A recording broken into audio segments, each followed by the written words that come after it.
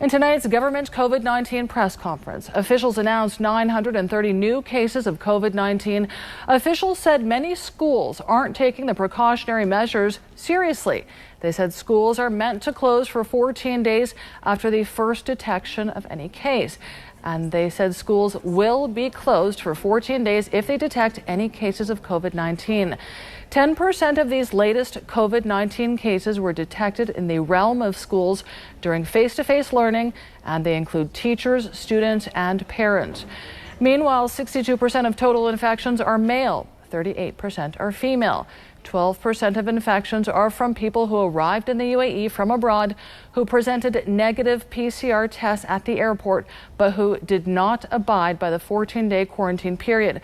These people had the virus, but it hadn't presented itself yet. The vast majority of cases were the result of gatherings at weddings, funerals, and workplaces.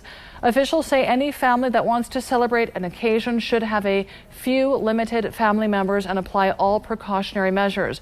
Officials warn that people aren't applying physical distancing and they're not wearing masks, and they're having celebrations.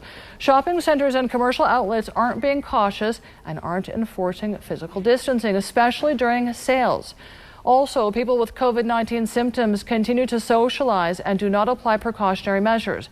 Officials say every person in contact with a COVID patient must quarantine regardless of having a negative PCR test, because the incubation period can reach up to 14 days.